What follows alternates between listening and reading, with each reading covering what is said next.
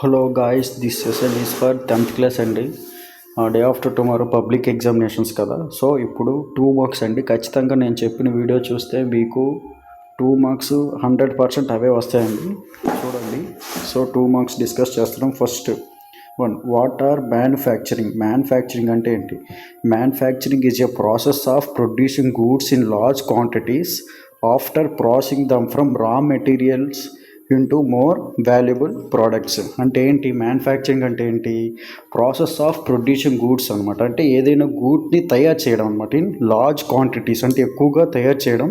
After processing dum తయారు చేసిన తర్వాత ఆ రా మెటీరియల్స్ ఇంటూ మోర్ ఒక వాల్యుబుల్ ప్రోడక్ట్ అంటే ఒక గూడ్ని తయారు చేస్తాం అనమాట. దాన్ని ఏమంటారంటే మ్యానుఫ్యాక్చరింగ్ అంటారు. ఫర్ ఎగ్జాంపుల్, ఒక ఎగ్జాంపుల్ తీసుకోండి. Paper is manufactured from wood. Paper అనేది ఎలా తయారవుతుంది? వుడ్ నుంచి పేపర్ అనేది తయారు చేస్తారు. Sugar from sugarcane, iron and steel from iron ore and aluminium from bauxite అనమాట. ఇలాగా మ్యానుఫ్యాక్చరింగ్ అంటే తయారు చేయడం. Process of producing goods in large quantities after processing them from raw material into more valuable products అనమాట. Example ఏంటి మీకు చెప్పండి. Paper is manufactured from దేని నుంచి తయారు చేస్తాం? వుడ్. అలాగే షుగర్ ఫ్రమ్ షుగర్ కేన్ నుంచి. అది 13th. నెక్స్ట్ 14th చూడండి. ఈ question, observe the given map and answer the following question. ఈ మ్యాప్ని అబ్జర్వ్ చేసి ఆన్సర్ చేయమని అంటున్నాడు. What does the map show? Map show ఏం చెప్తుంది అసలు? This map tells about national highways in India. Map ఏం చెప్తుందంటే నేషనల్ హైవేస్ ఇన్ ఇండియా గురించి చెప్తుంది. The national highways are shown with numbers. The national highways ఎప్పుడు కూడా నెంబర్స్తో షోన్ చేస్తుంటారు. అంటే ఏంటి? NH16 అని, NH44 అని అలాగనమాట. Next, golden quadrilateral super highways connect Delhi, Kolkata, Chennai, Mumbai and Delhi by 6 lane super highways అనమాట. ఇది వెరీ ఇంపార్టెంట్. చాలా గోల్డెన్, మీకు 1 మార్క్ కూడా అడిగే ఛాన్సెస్ ఉంది. చూడండి.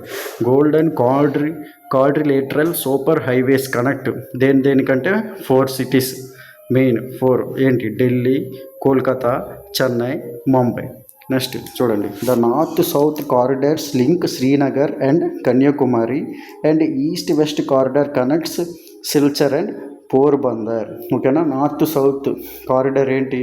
Link Srinagar to Kanyakumari and also east west corridor connects Silchar and Porbandar. Next question, explain what is refer to as G77 countries అంటే ఏంటి? అసలు G77 కంట్రీస్ అంటే ఏంటి? G77 countries refer to a group of developing countries that form to promote their economic interest and to increase cooperation among them. అంటే ఏంటి? G77 countries refer to a group of developing countries ఉంటాయి. అంటే ఏవైతే developing countries ఉన్నాయో అవన్నీ ఒక గ్రూప్గా form అయ్యాయి.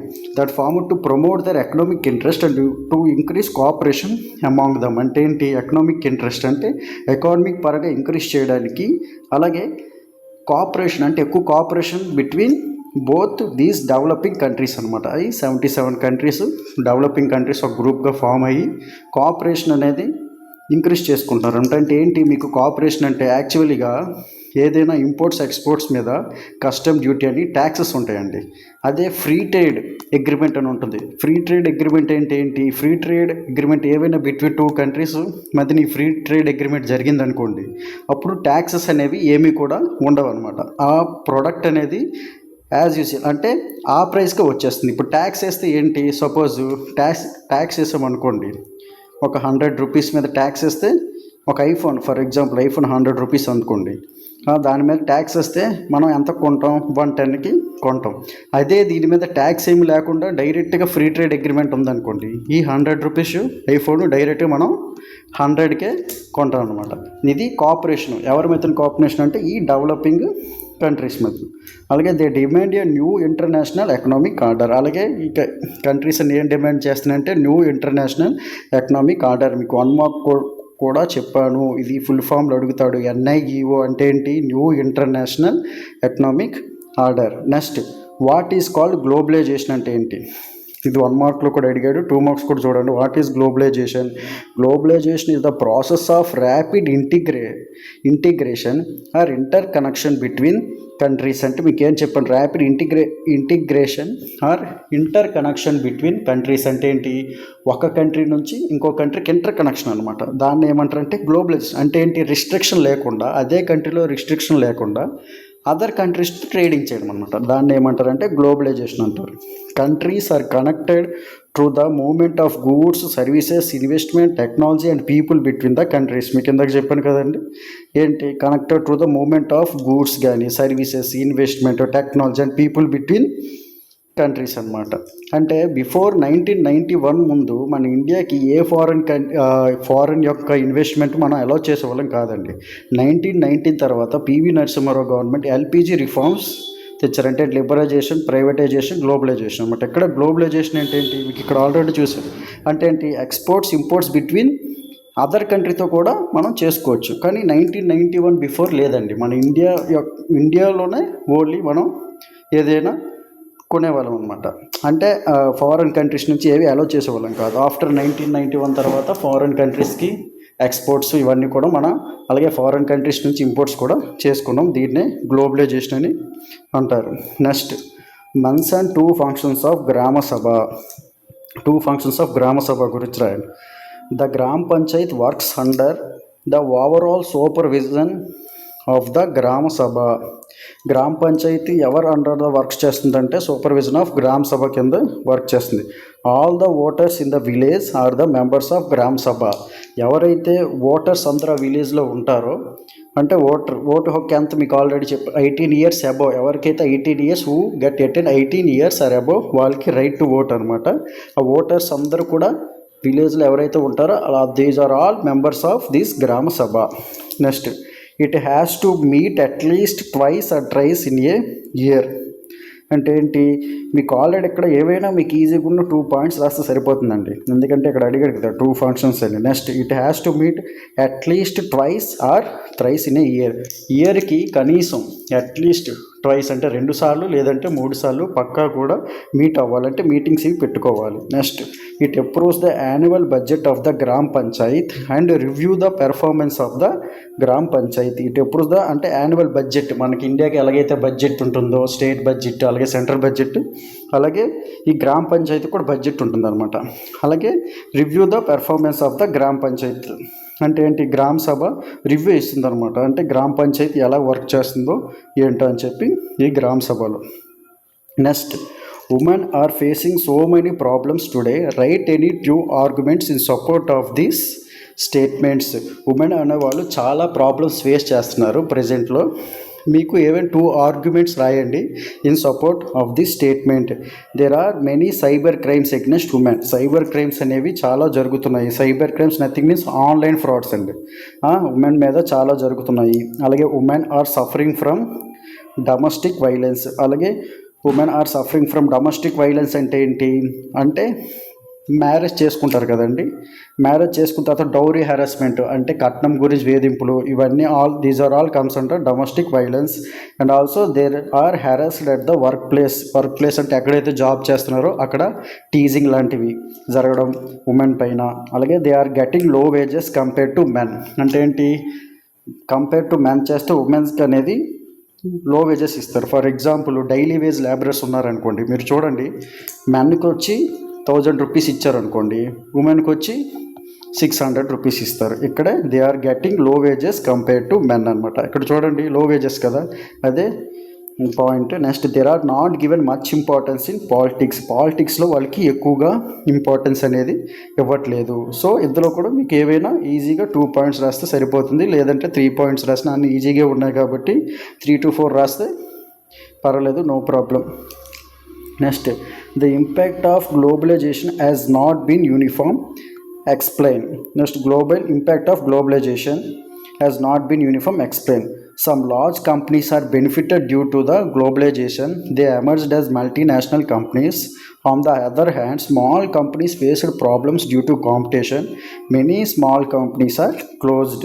ఇది చూడండి, ఈ గ్లోబలైజేషన్ వల్ల లార్జ్ కంపెనీస్ అనేవి బాగా బెనిఫిట్ అయ్యేవి. ఎందుకు, పెద్ద పెద్ద కంపెనీస్ అనేవి ఈ ఎక్స్పోర్ట్స్ వల్ల అదర్ కంట్రీస్లో కూడా వీళ్ళ యొక్క ట్రేడ్ అనేది బాగా ఇంక్రీజ్ అయ్యింది. నెక్స్ట్ దే ఎమర్జ్డ్ యాజ్, అలాగే ఈ గ్లోబలైజేషన్ వల్ల they emerged as multinational companies కూడా అయ్యాయి. On the other hand small companies faced problems due to competition. ఈ కాంపిటీషన్ వల్ల ఏమైంది, గ్లోబలైజేషన్ వల్ల స్మాల్ కంపెనీస్ అనేవి బాగా ప్రాబ్లమ్స్ ఫేస్ చేశాయి. ఎందుకంటే ఈ వీళ్ళు పెట్టిన ఇన్వెస్ట్మెంట్ ఈ స్మాల్ కంపెనీస్ పెట్టలేరు. లార్జ్ కంపెనీస్ అంతా పెట్టిన ఇన్వెస్ట్మెంట్ అంటే మనీ అనమాట, డబ్బు పెట్టినంత ఈ స్మాల్ కంపెనీస్ పెట్టలేదు.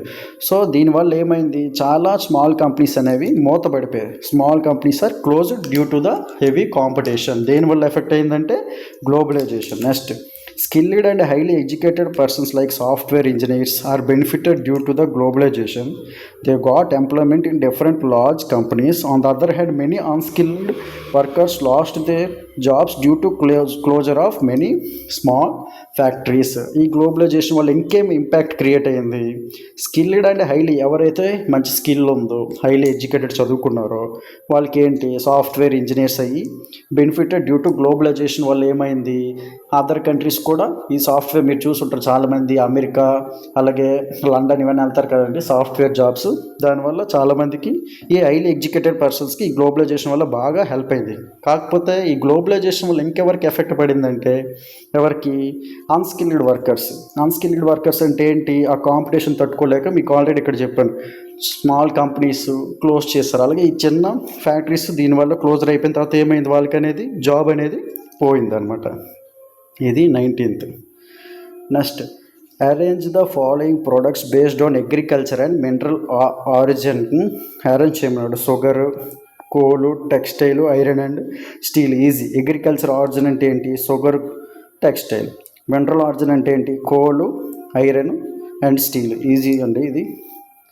Next how many types of transportation are there, write their names. ఇది కూడా simple. There are 5 types of transportation. ఏంటంటే roadways, pipelines, railways, waterways, airways అనమాట. Roadways, pipelines, railways, waterways, airways. ఇది కూడా చాలా simple. Next మీ కిందకి ఇది explain చేశాను. What is the term G77 అంటే ఏంటి, G77 countries refer to a group of developing countries that form to promote their economic interest and to increase cooperation among them they demand a new international economic order. మీకు already ఇందాక explain చేశాను 15th. Next printing press played a key role in shaping Indian society in the 19th century. Explain. Printing press అనేది ఒక key role play చేసింది మన Indian సొసైటీలో. ఎప్పుడంటే 19th century. దాని గురించి ఎక్స్ప్లెయిన్ చేయమని అడిగాడు. News paper spread the new ideas and also shaped the nature of the debate. News papers వల్ల ఏమైంది, ప్రింటింగ్ ప్రెస్ వచ్చాక న్యూ ఐడియాస్ని స్ప్రెడ్ చేసింది అనమాట. And also shaped the nature of the debate. Next debates on beliefs of different religions were published in newspapers. These shaped the ideas and opinions of the public. Debates on beliefs of different religions were published in newspaper. అంటే ఏంటి, debates అంటే religions. మన ఇండియాలో so many religions are there. ఒక్కొక్క religion belief ఒక్కొక్కలాగా ఉంటుంది. So దీనివల్ల ఏమైంది, ఆ రిలీజియన్ బిలీఫ్స్ అన్నీ కూడా పేపర్లో పబ్లిష్ అయింది. సో దీస్ షేప్డ్, ఆ పేపర్స్ పబ్లిష్ అయిన తర్వాత ఏమైంది, ఈ shaped the ideas and opinions of the public. దానివల్ల ప్రజల యొక్క ఆలోచనలు అలాగే ఒపీనియన్స్ అనేవి ఐడియాస్ కూడా చేంజ్ అయ్యాయి అన్నమాట. ఓకే, కొత్తగా పుట్టుకొచ్చాయి. Next some people criticised existing practices and campaigned from reform while others opposed reforms. Some people criticized అంటే ఈ న్యూస్ పేపర్స్ వల్ల ఏమైంది, సమ్ పీపుల్ ఈ ప్రింటింగ్ ప్రెస్ వల్ల క్రిటిసైజ్డ్ అంటే ప్రజెంట్ ఉన్న ప్రాక్టీసెస్ అంటే ఏవైతే మూఢనమ్మకాలు కానీ ఆ ప్రాక్టీసెస్ ఉంటాయో, అంటే అప్పట్లో సతీ ప్రాక్టీసెస్ అవన్నీ కూడా క్రిటిసైజ్ చేయడం. అలాగే క్యాంపెయిన్ ఫర్ రిఫార్మ్, అలాగే కొత్త దానికి క్యాంపెయిన్ చేయడం అంటే అవేర్నెస్ క్రియేట్ చేయడం ఇది తప్పు అని చెప్పి. అలాగే while opposite reforms while others, కొంతమంది ఆ రిఫార్మ్స్ని అపోజ్ చేశారు వద్దని. Next many journals published writings by women and explain why women should be educated. ఇది చూడండి మంచి point. Many journals published writings by men, చాలామంది జనరల్స్ పబ్లిష్ చేశారు by women and explain why women should be educated. అసలు ఎందుకు women చదువుకోవాలి అని చెప్పి ఆ జనరల్స్ ద్వారా రాయడం వల్ల ఏమైంది, చాలామంది చదువుకున్న తర్వాత దే విల్ చేంజ్ అనమాట, మారిపోతారు. సో ఆ మార్పడం వల్ల ఏమవుతుంది, ఉమెన్కి కూడా ఎడ్యుకేషన్ అనేది ప్రొవైడ్ చేస్తారు. ఓకేనా, ఇది 16th.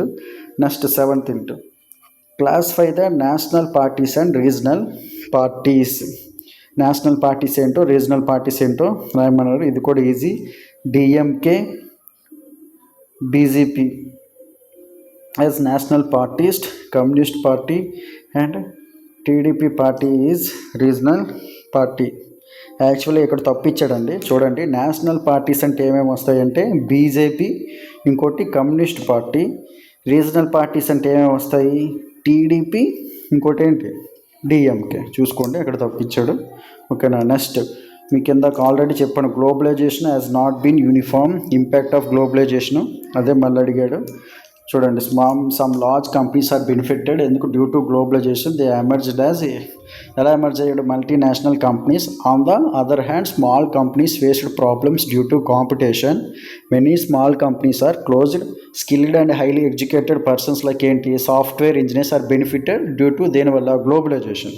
They got employment in different large companies, but on the other hand many unskilled laborers lost their jobs. కోల్పోయారు దేనివల్ల, due to the closure of many small factories. Next చూడండి, so the following data in the form of bar diagram. Percentage of women representatives in India ఎంత, 11.8. Percentage of women represent in USA 29. ఒక bar డయాగ్రామ్లో ఇది show చేయాలి. ఇక్కడ చూడండి, India percentage ఎంత, 11.8. అంటే ఇక్కడ 11.8. యుఎస్ఏది ఎంత, 29.5. ఇలాంటి క్వశ్చన్లు ఇస్తే చాలా డెడ్ ఈజీ అండి, మీకు ఈజీగా 2 మార్క్స్ మీ చేతిలో ఉన్నట్టే. Next, what are the basic industries, give any 2 examples. Basic industry అంటే ఏంటి, ఒక దానిపైన ఒక 2 ఎగ్జాంపుల్స్ ఇవ్వండి. Basic industries means key industries are those which supply their products as raw material to manufacture other goods. Basic industries అంటే ఏంటి, key industries which supply their products as raw material. First ఏంటి, raw material కింద supply చేస్తుంది to manufacture other goods, అంటే ఏదైనా goods తయారు చేయడానికి help అవుతుంది. Basic example iron and steel and copper melting, aluminium melting. చూడండి, ఇవి basic industries are those which supply their products as raw material to manufacture other goods. Next, write any 2 benefits of roadways గురించి ఏవైనా ఒక 2 benefits రాయండి. It is easy to construct roads and maintain dum.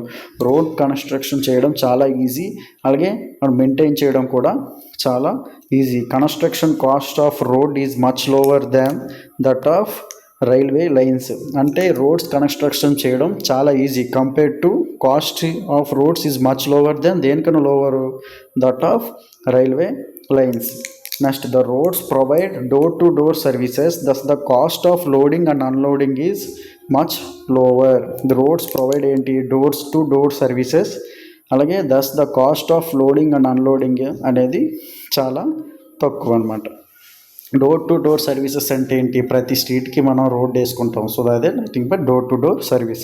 Next, right a short note on great economic depression. ఇది వచ్చే chances అయితే 100% ఉన్నాయండి, పక్కా. ఎవరైతే ఇంకా చదవలేదో చదువుకోండి. The great depression began around 1929 and last till the mid 1930s వరకు జరిగింది. అంటే ఏంటి, గ్రేట్ డిప్రెషన్ ఎప్పుడు బిగైంది, 1929లో బిగిన్ అయ్యి last till the mid 1930s వరకు కూడా అయిందనమాట. ఏంటి, great economic depression. Many factories closed, industrial production decreased. Great economic depression వల్ల ఏమైంది, చాలా ఫ్యాక్టరీస్ క్లోజ్ అయిపోయేవి, అలాగే ఇండస్ట్రియల్ ప్రొడక్షన్ అనేది కూడా డిక్రీజ్ అయింది.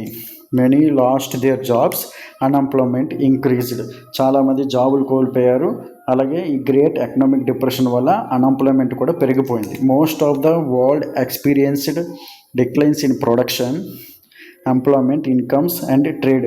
Most parts of the world ఈ గ్రేట్ ఎకనామిక్ డిప్రెషన్ వల్ల ఏమైంది, వరల్డ్ ఎక్స్పీరియన్స్ ప్రొడక్షన్ అనేది, ఉత్పత్తి అనేది తగ్గిపోయింది, అలాగే ఎంప్లాయ్మెంట్ తగ్గిపోయింది, ఇన్కమ్ అంటే డబ్బులు కూడా తగ్గిపోయేవి, అంటే ట్రేడ్ కూడా తగ్గిపోయింది. Farmers were badly affected due to falling of prices. దీనివల్ల ఏంటి, ప్రైసెస్ తగ్గిపోవడం వల్ల, డిక్రీజ్ అయిపోవడం వల్ల ఫార్మర్స్ బాగా కూడా ఎఫెక్ట్ అయ్యారు. ఈ great economic depression started in 1929 and last till the ఎప్పటి వరకు జరిగిందంటే mid 1930s. Many factories closed, industrial production ఏమైంది, డిక్రీజ్ అయింది. Many last there jobs, unemployment అనేది పెరిగిపోయింది. Most of the world experience decline in production, employment, income and trade. Farmers were badly affected due to the, ఎందుకు effect అయ్యారు badly, due to the prices అనేది తగ్గిపోవడం వల్ల farmers అనేవాళ్ళు బాగా effect అయ్యారు. Next, right a short note on Gutenberg printing press. Gutenberg printing press గురించి ఒక షార్ట్ నోట్ రాయండి. John Gutenberg developed the first known printing press in 1430లో డెవలప్ చేశారు. He perfected his invention of the printing press by 14 perfection అనమాట. అంటే పర్ఫెక్ట్గా ఎప్పుడు invention చేశాడు ప్రింటింగ్ ప్రెస్ అంటే 1448. The Bible was the first book printed in this press. About 180 copies were printed and it took 3 years to produce them. ఇది important. అయితే ఈ printing press కన్వర్టింది ఎవరు ఫస్ట్ ఇన్వెంట్ చేసింది? ఈ జాన్ గుటెన్బర్గ్. అయితే first printed a book అంటే Bible చేసాడండి. Bible was the first book printed in this press. About 180 copies were printed and it took ఎన్ని ఇయర్స్? 3 years పట్టిందండి ప్రొడ్యూస్ చేయడానికి 180 copies. Next, he adopted the technology of olive press to press the paper against the inked alphabets అనమాట. Technology of olive press అనమాట. Technology first ఏ technology అంటే olive press to press the paper against the inked alphabets, ఇంక్తో కూడిన alphabets. Observing the lead moulds used to make ornaments, he got the idea of making the moulds of letters with metals అనమాట. చూసుకోండి, Gutenberg printing press అనమాట. Next, India is a federal country. Give some reasons. India అనేది federal country, దాని గురించి ఒక reason అండి. India is following a 3 tier system. మనం 3 tier system follow అవుతున్నాం. ఏమంటే local government at local level, central government at central level, state government at state level. India has central government at national level. ఇది ఇక్కడ ఇచ్చారు already. India has central government at national level, state government at state level, local body or local self government at local level. Powers are distributed among these governments in the constitution. ఈ powers అనేది కరెక్ట్గా మన constitution ప్రకారం మీకు already చెప్పాను previous క్లాస్లో. Union list, state list, concurrent list అనమాట. దీని ప్రకారం డిస్ట్రిబ్యూట్ చేశారు. ఎక్కడ మన కాన్స్టిట్యూషన్లో ఉంది అసలు ఏ చట్టం దేనికి, ఏ స్టేట్ లిస్ట్ ఏంటి, యూనియన్ లిస్ట్ ఏంటి, కాంకరెంట్ లిస్ట్ ఏంటని. So that's why India is called a federal country. India is following a 3 tier system. చాలా ఈజీ అండి. Local self government at local level, central government at national level, state government at state level. Next, analyse the impact of globalisation on the Indian economy. మీద ఎలా impact create చేసింది globalisation, ఎలా create చేసింది? Many MNCs came to India. చాలా multinational companies ఇండియాకి వచ్చాయి. అలాగే many products are available at low prices with the best quality. ఈ గ్లోబలైజేషన్ వల్ల ఏమైంది? చాలా ప్రోడక్ట్స్ మన తక్కువ రేటుకే వచ్చాయి విత్ ఏంటి? బెస్ట్ క్వాలిటీ అనమాట. అలాగే న్యూ జాబ్స్ ఆర్ క్రియేటెడ్. కొత్త జాబ్స్ క్రియేట్ అయ్యేవి. Some large Indian companies emerged as. అయితే చిన్న పెద్దగున్న కంపెనీస్ ఎలాగయ్యేవి? హ్యాస్ మల్టీ నేషనల్ కంపెనీస్కి ఎమర్జ్ అయ్యేవి. Many small Indian companies are closed due to competition. ఇదొకటి కొద్దిగా నెగటివ్ అండి. చాలా స్మాల్ ఇండియన్ కంపెనీస్ అనేవి క్లోజ్ అయ్యేవి. ఎందుకు? డ్యూ టు కాంపిటీషన్ తట్టుకోలేక. అన్స్కిల్డ్, ఇదొకటి నెగిటివ్ పాయింట్. నెగిటివ్ అంటే డిసడ్వాంటేజ్ అనమాట. దీనివల్ల ఈ globalization unskilled workers lost they jobs. Unskilled workers jobs అనేవి కోల్పోయారు అనమాట. దీనివల్ల ఈ గ్లోబలైజేషన్ వల్ల మంచి ఏం జరిగిందంటే many multinational companies came to India. Many products are available at low prices with best quality. అలాగే న్యూ జాబ్స్ అనేవి, ఎంప్లాయ్మెంట్ అనేది ఇంక్రీజ్ అయింది. New jobs are created. Next, caste has still not disappeared from present India. Justify this statement. Caste అనేది ఇంకా disappear అవ్వలేదా ఇండియాలోన? ఈ statement justify చేయండి. Still some castes are lagging behind in modern education. ఇంకా కొన్ని క్యాస్ట్లకి మోడర్న్ ఎడ్యుకేషన్లో లాగ్ అయి ఉన్నారు, వెనకబడి ఉన్నారు. అలాగే even know most people marry with their own caste or own tribe. ఇప్పుడు కూడా చాలామంది తన యొక్క ఓన్ క్యాస్ట్లోనే మ్యారేజ్ చేసుకుంటున్నారు, లేకపోతే తన యొక్క own tribe. Untouchability has not ended completely. Untouchability అనేది కంప్లీట్గా ఇంకా ఎండ్ అవ్వలేదు. Most of the poor people belong to the lower caste. ఎక్కువగా శాతం పేదవాళ్ళు ఎవరంటే ఈ లోవర్ క్యాస్ట్ పీపుల్. అలాగే political parties are selecting candidates based on caste. అలాగే పొలిటికల్ పార్టీ క్యాండిడేట్స్ అంటే ఎలక్షన్స్లో ఎమ్మెల్యేస్ వీళ్ళందరూ ఉన్నారు కదా, MLAs MPs, these are mostly selecting based on caste రూపంలో సెలెక్ట్ చేస్తున్నారు.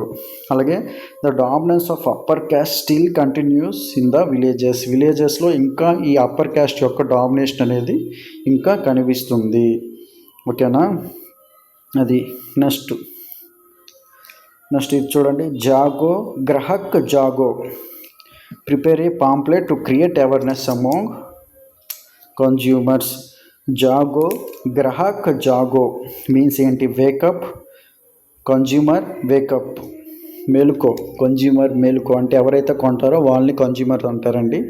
ఇది చూడండి. Do not pay more than MRP ఎంతైతే ఉందో దానికన్నా ఎక్కువగా మీరు పే చేయకండి.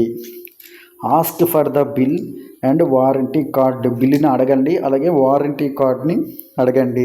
అంటే ఏదైనా మీకు ఎలక్ట్రానిక్ మీద ఏదైనా గూడుకున్నప్పుడు కొంతమంది వారంటీ కార్డు ఇస్తారండి. ఆ బిల్లు అలాగే వారంటీ కార్డ్ అడగండి. Check the expiry date of the goods. ఒక ఎక్స్పైరీ డేట్ ఉంటుందండి. మీరు బిస్కెట్ ప్యాకెట్ తీసుకున్నా, అలాగే ఏదో మిల్క్ ప్యాకెట్, ట్యాబ్లెట్స్ ఏదైనా తీసుకుంటే మీకు ఎక్స్పైరీ డేట్ ఉంటుంది, అది చెక్ చేయండి. అలాగే for any complaint call toll free national consumer helpline number అండి. ఇది national consumer helpline number 1800114000 అండి. ఇది complaint national consumer helpline number. అలాగే consult a consumer forum or file a complaint in a consumer కోర్ట్లో మనం ఒక complaint file చేయాలంటే consumer forum అంటే నథింగ్ బట్ బాడీ అనమాట. ఓకేనా, ఒక సంస్థ ఇది, లేదా ఒక కంప్లైంట్ కన్జ్యూమర్స్ కోర్టులో ఒక కంప్లైంట్ అనేది మనం ఫైల్ చేయాలి. నెక్స్ట్ చూడండి. How do industries pollute the environment. Industries అనేవి ఎలా పొల్యూట్ చేస్తుంది, ఎన్వైర్న్మెంట్కి ఎలా పొల్యూషన్ క్రియేట్ చేస్తుంది ఇండస్ట్రీస్ ఎన్వైర్న్మెంట్కి. చూడండి. Industries release gases such as sulphur dioxide and smoke causing air pollution. Industries ఏం రిలీజ్ చేస్తే గ్యాసెస్ అనమాట. ఏంటవి? Sulphur dioxide, smoke, causing air pollution అనమాట. అదే ఇక్కడ వైడ్ ఇండస్ట్రీస్ అంటే మన ఇండస్ట్రీస్ ఉండే దగ్గర స్మెల్ కూడా చాలా దారుణంగా ఉంటుందండి. ఫర్ ఎగ్జాంపుల్ మీరు పైడ్ భీమవరం ఉంటుంది, మీరు అటు సైడ్ వెళ్ళారనుకోండి, స్మెల్ చాలా ఘోరంగా వస్తుంది. మీరు నోస్ని వెంటనే మూసేస్తారనమాట. సో అది అట్లాంటి డేంజరస్ గ్యాసెస్ బ్రీత్ చేయడం చాలా డేంజరస్ అనమాట హెల్త్కి. ఇదే అసలు ఎన్వైర్న్మెంట్కి ఎలాగే ఇండస్ట్రీస్ పొల్యూట్ చేస్తుందంటే industries release gases such as sulphur dioxide, smoke causing air pollution. Industries discharge organic and inorganic wastage into reverse causing water pollution. Water pollute ఎలా చేస్తుందంటే ఈ ఇండస్ట్రీస్ ఏంటి? ఒక discharge organic and inorganic wastage చెత్త అంతా కూడా ఈ రివర్స్లో వేసేయడం వల్ల ఏమవుతుంది? వాటర్ పొల్యూషన్ అనేది అవుతుంది. Next, industrial activities and machinery make a lot of noise causing noise pollution. Industrial activities and machinery makes a lot of noise and causing noise pollution ఎలా క్రియేట్ చేస్తుంది? ఇండస్ట్రీస్ దగ్గర ఉన్నప్పుడు చాలా పెద్ద సౌండ్ వస్తాయి ఏవైనా తయారు చేసినప్పుడు, మిషన్స్ కానీ. దానివల్ల ఎక్కువ ఏమవుతుంది? Causing noise pollution. Next, dumping of waste and garbage causes soil pollution. ఒక వేస్ట్ అలాగే చెత్త అంతా కూడా ఒక దగ్గర పడడం వల్ల దానివల్ల ఏమవుతుంది? సాయిల్ పొల్యూషన్ అనేది జరుగుతుంది. ఇది industries pollute the environment. Next, what is meant by trade అంటే ఏంటి? What is difference between international trade and local trade? అసలు ఇంటర్నేషనల్ ట్రేడ్కి లోకల్ ట్రేడ్కి డిఫరెన్స్ ఏంటి? ట్రేడ్ అంటే ఏంటి? The exchange of goods among the people, states and the countries is refer to as state. అంటే ఏంటి? గూడ్స్ని exchange చేసుకోవడం ఒక పీపుల్ నుంచి ఇంకో పీపుల్ మధ్యన, అలాగే స్టేట్స్ అలాగే కంట్రీస్ని, దాన్ని ఏమంటారంటే రిఫర్ టు యాజ్ ట్రేడ్ అంటారు. International trade is carried between 2 or more countries. Foreign exchange is used for this trade.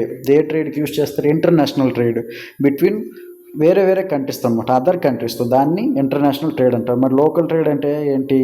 Carried with in a country in cities, towns and villages. The countries currency is used for this trade. అంటే మన country యొక్క కరెన్సీని use చేస్తాం ఏది? Local ట్రేడ్లో. కానీ international ట్రేడ్లో ఏంటి? 2 or more countries. Foreign exchange అంటే ఏంటి? డాలర్ అనేది మనం యూజ్ చేస్తాం, దాన్ని ఏమంటారంటే foreign exchange. Nothing but foreign currency. Next అదే అనమాట వాట్ ట్రేడ్ అంటే ఏంటి, what is the difference between international trade and local trade. Next what was the importance of Hosay. Hosay అంటే ఏంటి, Hosay is a festival celebrated in ట్రినిడాడ్లో ఒక festival అనమాట. Hosay అంటే Hosay is celebrated in memory of Imam Hussain అనే అంటే ఒక జ్ఞాపకార్థంగా ఈ హోసే అనే ఫెస్టివల్ అనేది సెలబ్రేట్ చేస్తారు. ఇది వెరీ వెరీ ఇంపార్టెంట్ అండి, అడిగే ఛాన్స్ ఉన్నాయి. ఈ హోసే ఫెస్టివల్ ఎక్కడ సెలబ్రేట్ చేస్తారంటే ట్రినిడాడ్ అంటే ఇప్పుడు ప్రజెంట్ మన వెస్ట్ ఇండీస్ అంటాం చూడండి, అక్కడ ఉంది ట్రినిడాడ్, ఆ కరీబియన్ ఐలాండ్స్ అంటారు వాటిని. Next the annual Muharram procession was transformed into the festival Hosay in Trinidad. మన ఇండియాలో మొహరం అంటారు కదండి, అక్కడ annual Muharram procession was transformed into festival ఏమంటారంటే అక్కడ ట్రినిడాడ్లో హోసే అంటారు. In Trinidad workers of all races and religions join in the festival Hosay. ట్రినిడాడ్లో ఏంటి, workers of all races and religions join in the festival Hosay అంటే ఒక్క ముస్లిం రిలీజియనే కాకుండా ఇక్కడ వర్కర్స్ ఆఫ్ ఆల్ రేసెస్ అందరూ, అలాగే అన్ని రిలీజియన్స్లో కూడా ఈ హోసే ఫెస్టివల్లో పార్టిసిపేషన్ చేస్తారు. వచ్చి ఎక్కడంటే ఎక్కడ అది ట్రినిడాడ్. ఓకేనా. Next how did the print culture spread literacy among poor people in India. ఈ ప్రింట్ కల్చర్ అనేది లిటరసీని ఎలా స్ప్రెడ్ చేసింది అమాంగ్ పూర్ పీపుల్ ఇన్ ఇండియాలో. లిటరసీ అనేది ప్రింట్ కల్చర్ అనేది లిటరసీ అంటే లిటరసీ అని చదువుకున్న వాళ్ళని ఎలా poor people in India spread చేసింది ఏంటని. Next books become cheaper and poor by and read them all. ఈ ప్రింట్ కల్చర్ వల్ల ఏమైంది, బుక్స్ అనేది చాలా తక్కువ కాస్ట్ వాళ్ళము చాలా చీపర్ అయిపోయింది, అంటే తక్కువ కాస్ట్. దానివల్ల ఏం చేశారు, poor easy to buy and read them, ఈజీగా కొన్నారు చదివారు అనమాట. అలాగే public libraries were set up across the country. People began to read books in libraries. అయితే పబ్లిక్ లైబ్రరీస్ ఎక్కువగా పెట్టడం వల్ల ఏమైంది, పీపుల్ అంతా కూడా ఆ లైబ్రరీకి వెళ్ళి ఆ బుక్స్ని చదవడం స్టార్ట్ చేశారు. Reformers educated the poor people using printed books. Reformers ఎవరైతే ఉన్నారో వాళ్ళంతా కూడా పూర్ పీపుల్కి ఎడ్యుకేట్ చేశారు ఈ ప్రింటెడ్ బుక్స్ గురించి. అలాగే the books on different issues encouraged the poor to read. ఈ బుక్స్ వల్ల ఒక డిఫరెంట్ ఇష్యూస్ అంటే జరిగిన సంఘటనల వల్ల ఈ పూర్ ఇంకా చదవడం స్టార్ట్ చేశారనమాట ఈ బుక్స్ని. Next what is the main difference between a federal form of government and a unitary one. Federal form of గవర్నమెంట్కి అలాగే యూనిటరీ వన్కి డిఫరెన్స్ ఏంటి. Next powers are distributed among central and state government India. Federal form of government example India అనమాట. Federal form of గవర్నమెంట్కి unitary వన్కి difference ఏంటి, powers అనేది distribute చేస్తారు. For example India among central and state government. దేనిలో India federal form of government. Example మన central powers వేరేగా ఉంటాయి, అలాగే స్టేట్ పవర్స్ వేరేగా ఉంటాయి. ఎగ్జాంపుల్ వచ్చి India. The central government has all the powers in the unitary form of government. Example Sri Lanka. ఇక్కడ central government అలాగా యూనిటరీ వన్లో ఆల్ పవర్స్ అని ఒక్క చేతిలోనే ఉంటాయి అనమాట. మన ఇండియా లాగా సెంట్రల్ స్టేట్ గవర్నమెంట్ అని ఉండదు, అంతా కూడా సెంట్రల్ గవర్నమెంట్. ఎగ్జాంపుల్ వచ్చి ఏంటంటే Sri Lanka. Next mention any two constitutional provisions that make India a secular state. ఒక two constitution provisions that make India a secular state. ఒక టూ కాన్స్టిట్యూషన్ ప్రొవిజన్స్ రాయండి. ఆ కాన్స్టిట్యూషన్ ప్రొవిజన్స్ ఏంటంటే మన ఇండియా అనేది సెక్యులర్ కంట్రీ. సెక్యులర్ అంటే nothing but we given respect to all religions, దాన్నే secular state అంటారు. మన ఇండియా అనేది సెక్యులర్ కంట్రీ అండి, అంటే మనం అన్ని మతాలకు కూడా గౌరవిస్తాం. If you go to Pakistan they give respect only to Muslims. మన ఇండియా అలా కాకుండా India is a secular country అంటాం. The constitution provides right to freedom of religion. Article 25 ఏం చెప్తుందంటే constitution right to freedom of religion. మన యొక్క freedom అనమాట. ఏ religion అయినా మనం స్వీకరించవచ్చు, అలాగే పాటించవచ్చు. అది ఆర్టికల్ 25. అలాగే ఆర్టికల్ 15 ఏం చెప్తుంది, the constitution prohibits discrimination on grounds of religion. అంటే ఏంటి, నువ్వు ఈ రిలీజియన్ రా, నీది ఆ రిలీజియన్ రా, అందుకే నీకు జాబ్ ఇవ్వట్లేదురా అని లేదనమాట. ఏ రిలీజియన్కైనా we give equal respect and also we give equal opportunities. అది ఆర్టికల్ 15 అనమాట. Prohibits discrimination on grounds of religion. There is no official religion for the Indian state. మనకంటూ ఒక అఫీషియల్ రిలీజియన్ అనేది లేదు. Because India is a secular country. We give respect to all religion. అలాగే our constitution does not give a special status to any religion. అలాగే మన constitution ప్రత్యేకంగా ఏ status కూడా ఇవ్వలేదు. అర్థమైందా? So that's why India is a secular country. We will shift this factory to another country. It has become expensive here. Analyze the picture. ఈ పిక్చర్ని చూసి మీరు analyse చేయండి. ఫ్యాక్టరీని మనం అదర్ కంట్రీకి షిఫ్ట్ చేస్తే దానివల్ల ఎక్స్పెన్సివ్ అంటే ఖర్చు ఎక్కువ అవుతుంది కదా. సో ఈ పిక్చర్ చూసి అనలైజ్ చేయండి. First, workers are demanding for better working conditions and higher wages. Shift ఇంకో కంట్రీ ఏమవుతుంది? Workers are demanding for better working condition and అలాగో హయ్యర్ వేజెస్ అంటే ఏంటి? శాలరీస్ కూడా ఎక్కువగా అడుగుతారు అనమాట. అర్థమైందా? Next, the company had spend a lot of money to fulfil their demands, then it will be expensive. The company has ఏమవుతుంది? Shift చేయడం వల్ల లాట్ ఆఫ్ మనీ స్పెండ్ చేస్తుంది వాళ్ళ యొక్క డిమాండ్స్ని ఫుల్ఫిల్ చేయడానికి. దానివల్ల ఎక్స్పెన్సివ్ అంటే ఏంటి? కాస్ట్ ఎక్కువ అవుతుంది. అలాగే the companies profit will fall greatly. Company యొక్క ప్రాఫిట్స్ కూడా తగ్గిపోతుంది. అంతే కదా. అంటే ఎందుకు? సపోజ్ సో అండ్ సోలో ఇండియాలో ఒక కంపెనీ ఉంది. ఆ కంపెనీకి ఏంటి? ఎక్కువగా ప్రాఫిట్స్ వస్తున్నాయి. ఇంకో పర్టికులర్ లొకేషన్ దగ్గర ఈ కంపెనీ అనేది బాగా హైలైట్. ఇదే యూఎస్ఏకి షిఫ్ట్ చేశారు అనుకోండి, అంటే ఆ కంపెనీ అనేది స్టార్టింగ్లో ఇక్కడ అంత ప్రాఫిట్స్ అనేది రాదు. వస్తుంది, కాకపోతే టైం అనేది పడుతుంది. నెక్స్ట్, అందుకే ద కంపెనీస్ ప్రాఫిట్స్ అనేవి బాగా తగ్గిపోతుంది. Fall greatly. Hence the factory owner wants to shift the factory to another country. ఇప్పుడు the factory owner wants to shift the factory to another కంట్రీకి షిఫ్ట్ చేస్తుంది అనమాట. Next, hence the consumer how consumer protection councils help the consumers. ఈ consumer protection council అనేది కన్జ్యూమర్స్కి అలా help చేస్తుంది. Consumer forums or consumer protection councils are voluntary organisations. They guide consumers on how to file cases in consumer disputes redressal commission. Consumer protection councils are voluntary organisation అండి. కన్జ్యూమర్స్కి అనేది ఎలాగ ఈ file cases చేయాలి ఈ consumer disputes redressal commission. అలాగే sometimes they represent individual consumers in these commissions. అలాగే represent చేస్తుంది individual consumers in this commission. They receive financial support from the government for creating awareness among people. అలాగే financial money support ఇచ్చి ఒక awareness programme అనేది conduct చేస్తుంది అనమాట ఈ consumer protection councils. File cases ఎక్కడంటే కన్జ్యూమర్ డిస్ప్యూట్ రెడ్యూషల్ కమిషన్స్ అనమాట. Okay, bye.